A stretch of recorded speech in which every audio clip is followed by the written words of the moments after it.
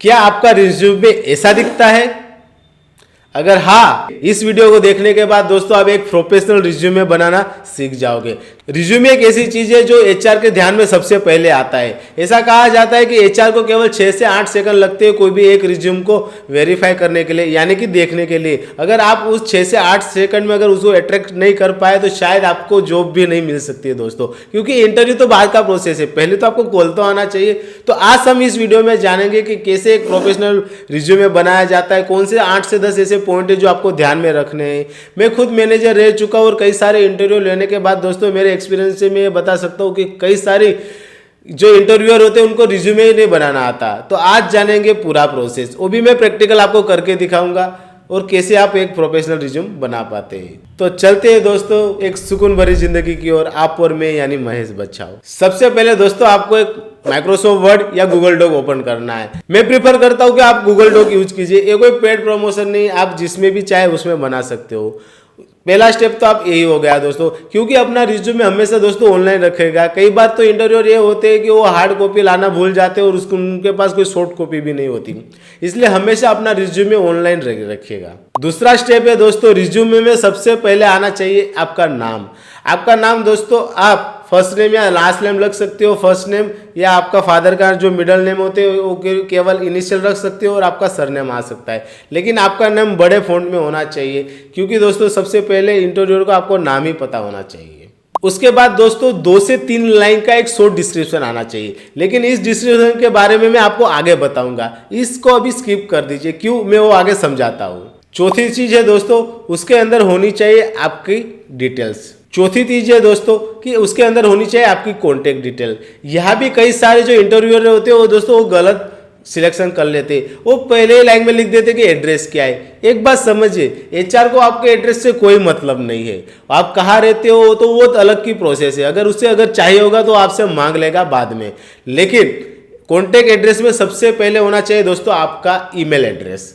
Email address दोस्तों कई सारे मैं लोग देखता हूँ कि वो लिख देता है कि pinky147@gmail.com, फिर वो मिस्टर एक्स 44x@gmail.com। दोस्तों ऐसा ईमेल आईडी आप कभी भी मत रखिएगा। आपका जो ईमेल आईडी है दोस्तों वो प्रोफेशनल होना चाहिए, प्रोफेशनल इन द सेंस कि आपका जो नाम और सरनेम है ऐसा ही कुछ होना चाहिए। फॉर एग्जाम्पल कि मेरा नाम महेश बच्छाव है तो महेश बच्छाव @gmail.com। अगर मान लीजिए अगर दोस्तों आपका ऐसा ईमेल आईडी आपको नहीं मिलता है तो पीछे कुछ भी एक ऐसा एक प्रोफेशनल लगा दीजिए, आईटी लगा दीजिए या आईटी वर्क लगा दीजिए, लेकिन हो सके उतना सिंपल रखिए आपका ईमेल आईडी।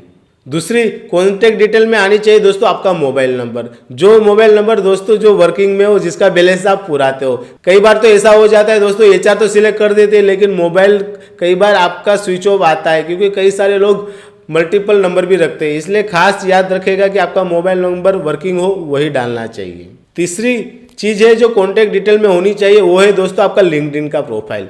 दोस्तों मैंने जितने भी इंटरव्यू लिए हैं ना उसमें मोस्ट ऑफली दोस्तों उनके पास लिंक्डइन का अकाउंट ही नहीं होता, लेकिन दोस्तों दुनिया बदल चुकी है। अभी मोस्ट इंपोर्टेंट है आपके सीवी से भी ज्यादा लिंक्डइन की प्रोफाइल है। अगर एचआर अगर किसी को जज करती है तो वो अपने सबसे पहले वो लिंक्डइन प्रोफाइल में ही देखती है, इसलिए सबसे पहले दोस्तों लिंक्डइन प्रोफाइल में पूरी की पूरी डिटेल आपको डालना है, हो सके उतनी डिटेल आप उसमें ऐड कीजिए, क्योंकि कई बार दोस्तों अगर आपके पास लिंक्डइन का अकाउंट है तो आपको रिज्यूमे की भी जरूरत नहीं पड़ती, लेकिन कई सारे लोग मांगते हैं। इसलिए दोस्तों अगर आपके पास लिंक्डइन अकाउंट नहीं है, लिंक्डइन में अकाउंट बना लीजिए।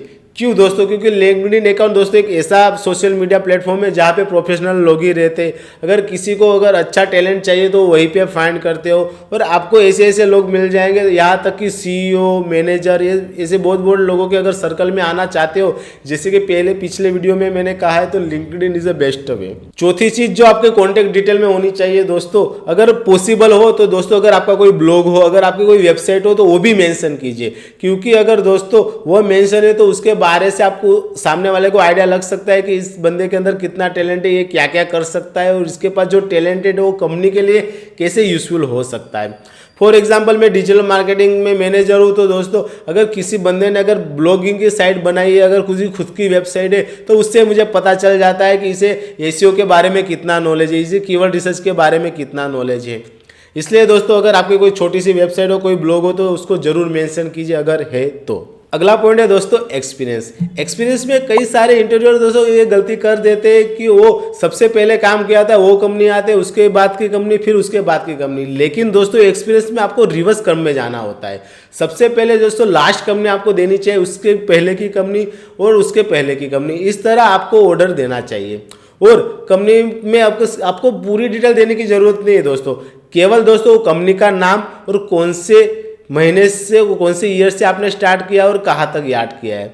फॉर एग्जांपल अगर आपने 2021 जनवरी से चालू किया है तो जैन 2021 से लेकर दोस्तों दिसंबर 22 तक, बस इतना लिखना है। फिर उसके अंदर आपका जो रोल था दोस्तों उसको एक लाइन में लिखना है कि आप एग्जीक्यूटिव थे, आप मैनेजर थे। अगर आप तो इंटर्नशिप कर रहे हो तो मैनेजर के वो तो नहीं आएगा, लेकिन अगर आपने किया है, कोई इंटर किया है तो इंटर्नशिप का पोजीशन भी लिख लीजिए। और 1 से 2 लाइन में दोस्तों आप लिख लीजिए कि आपने उसमें क्या अचीव किया है। यहाँ पे आपको ये वो चीज़ लिखनी है। फॉर एग्जांपल दोस्तों मान लीजिए अगर आप किसी सोशल मीडिया एड्स की रिज्यूम बना रहे हो तो अगर आप लिखते हो कि XYZ company post is a social media executive, I am the handling the web ads, इस तरह नहीं लिखने दोस्तों। ये एक बैड इंप्रेशन पाते हो और इससे आप प्रभावित नहीं कर पाते हो HR को। अगर इससे बदले आप अगर ऐसा लिखोगे, उसके बदले अगर दोस्तों आप ऐसा लिखते हो कि I run the ad even the 51,000 rupees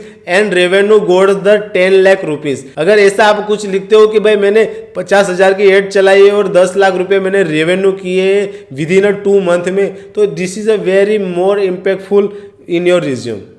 फिर नेक्स्ट पॉइंट आ जाता है दोस्तों अचीवमेंट। तो कई सारे बंदे मैं देखता हूँ जो अचीवमेंट कॉलम में कुछ लिखते ही नहीं, लेकिन achievement is a very important thing दोस्तों। अगर आपने कुछ भी अचीव किया है तो वो लिखिए। कई सारे लोग लिख देते हैं कि मैंने कबड्डी खेली थी कॉलेज में या स्कूल में, वो मेंशन कर देते हैं। लेकिन दोस्तों आपको अचीवमेंट में ऐसी चीज़ें लिखनी है कि जो अचीवमेंट पढ़ के सामने वाली कंपनी ये समझ सके कि इस बंदे ने जो अचीव किया वो इस कंपनी के लिए कैसे यूजफुल है। जैसे कि मान लीजिए अगर आपने कहीं पे एड रन की थी, जैसे कि मैंने पिछला एग्जांपल दिया, उसके अंदर एड रन करने के बाद अगर आपको best employee of the month अगर मिला है तो वो मेंशन कीजिए, क्योंकि इससे ये पता चलता है कि आप अच्छी तरह एड रन कर पाते हो और आपने हाई परफॉर्मेंस काम किया है अपनी कंपनी के लिए, नहीं कि स्कूल और कॉलेज में कौन सी गेम में आपने खेला है। इसलिए दोस्तों रिलेवेंट अचीवमेंट लिखना बहुत इंपॉर्टेंट है। फिर नेक्स्ट पॉइंट आ जाता है दोस्तों एजुकेशन। एजुकेशन भी आपको दोस्तों रिवर्स स्टेप में लिखना है। अगर आपने पोस्ट ग्रेजुएशन किया है तो वो पहले लिखिए, उसके बाद ग्रेजुएशन, फिर उसके बाद अगर जो भी कोई अदर डिग्री ली होगी वही। अगर दोस्तों आपने बहुत सारी डिग्री ली है दोस्तों तो आपको HSC और SSC लिखने की ज़रूरत नहीं, लेकिन दोस्तों अगर आपके पास एक ही डिग्री है तो आप जरूर मेंशन कीजिएगा, क्योंकि अगर जिस बंदे ने पोस्ट ग्रेजुएशन किया है तो ऑब्वियसली कि उसने SSC भी किया होगा। और उसके अंदर दोस्तों जो आपके परसेंटेज है अगर बहुत अच्छे है तो मेंशन कर दीजिए, वरना दोस्तों आप जो क्लास आते हैं first class, division, second class, third class, वो भी मेंशन कर सकते हो। उसके बाद लास्ट पॉइंट आता है एक्स्ट्रा एक्टिविटी, जिसके अंदर अगर कोई पॉइंट्स अगर आपको है एक्स्ट्रा पॉइंट है कि आपके जो जॉब के रिगार्डिंग आपको एक्स्ट्रा क्या आता है तो वहाँ पे आप मेंशन कीजिए कि भाई I am a good chess player. यहाँ पे आपको वो चीज़ मेंशन करना है, नहीं कि जो पहले वाला अचीवमेंट था उसके अंदर, कि आप सॉन्ग भी गा सकते हो, कि आप एनवायरनमेंट अच्छा रख सकते हो, आप टीम प्लेयर हो। ऐसी चीज़ अगर आप यहाँ पे लिखना चाहते हो तो यहाँ पे लिखिए। लेकिन एक चीज़ हमेशा याद रखेगा कि हर वक्त लिखते समय ये समझना होगा कि जो भी मैं लिख रहा हूँ कैसे यूजफुल है सामने वाली कंपनी के लिए। दोस्तों यहाँ तक तो रिज्यूम हमने समझ लिया कौन कौन से पॉइंट ध्यान में रखने। अभी आगे मैं आपको बताऊंगा कि कैसे आप केवल 5 मिनट में एक अच्छा सा रिज्यूम बना पाते हो, तो बने रहिए वीडियो में। लेकिन दोस्तों रिज्यूम किसी को भी सेंड करने से पहले अब 3 से 4 पॉइंट वेरी इंपॉर्टेंट है, वो आपको खास ध्यान में रखने चाहिए। पहला पॉइंट है दोस्तों, अगर किसी को भी आप रिज्यूम सेंड कर रहे हो तो हमेशा ही डॉक फॉर्मेट में ना सेंड कीजिएगा, लेकिन दोस्तों PDF फॉर्मेट में सेंड करना चाहिए, क्योंकि PDF फॉर्मेट में सेंड करने से दोस्तों आपका जो फॉर्मेटिंग है वो चेंज नहीं होता और आपका जो कंटेंट है वो भी कोई एडिट नहीं कर सकता। इसलिए हमेशा आपको एक PDF फॉर्मेट में किसी को भी रिज्यूम सेंड करना चाहिए। और दूसरी चीज़, रिज्यूम सेंड करने से पहले दोस्तों आपको ग्रामरली एक प्रॉपर चेक कर लेनी चाहिए कि आपके जो रिज्यूम है उसके अंदर कोई ग्रामर मिस्टेक ना हो, क्योंकि अगर दोस्तों किसी को अगर गलती निकालनी है तो आसानी से निकाल लेगा। इसलिए दोस्तों मैं आपको रिकमेंडेड करता हूँ कि एक ग्रामरली करके प्लगइन एक्सटेंशन आता है और प्लगइन भी आता है, वो आप अपने ब्राउजर में डाल दीजिए। ग्रामरली जो कि फ्री है और पेड भी है, लेकिन आपका काम फ्री में हो जाएगा।